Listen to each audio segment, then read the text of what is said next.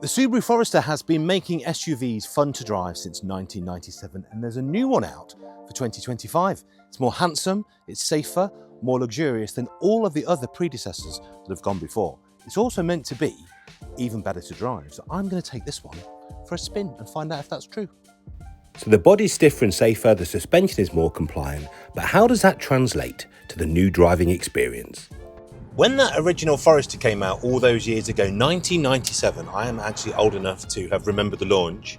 It did wow everybody because what Subaru did was basically take an Impreza chassis, put a very nice looking SUV body on top, and what you ended up with was a very practical lifestyle vehicle that you could put the kids and dog in the bag, and it was fun to drive.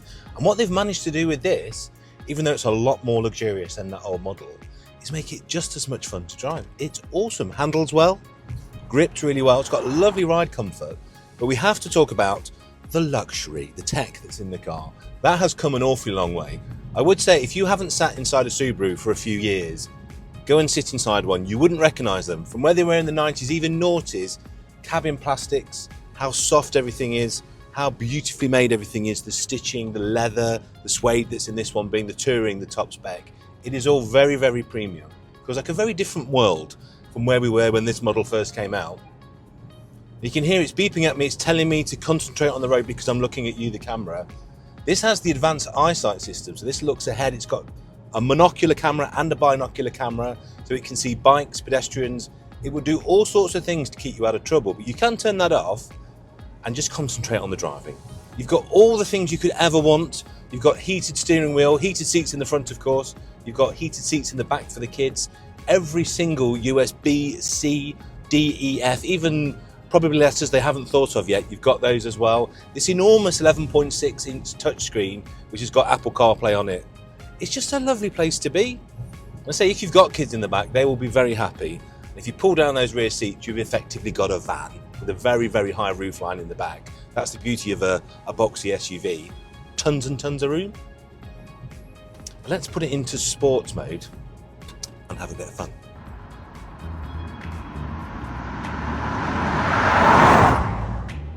It handles so well, it's a Subaru. It's just what Subaru does really, really well.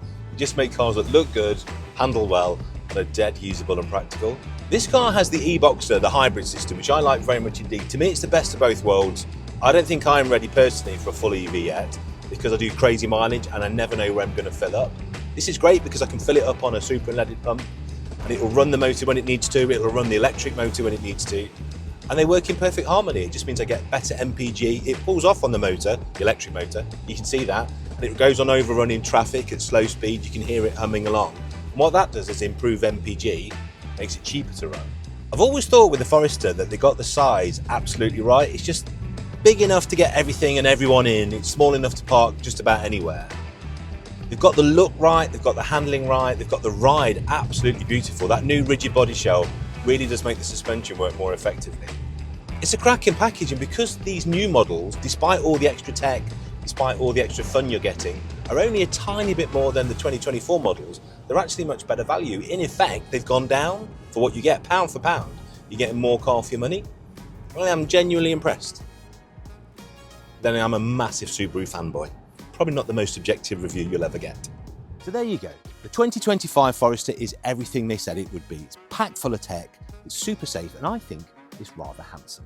So go and get a test drive for yourself at your local Subaru dealer. See what you make of it.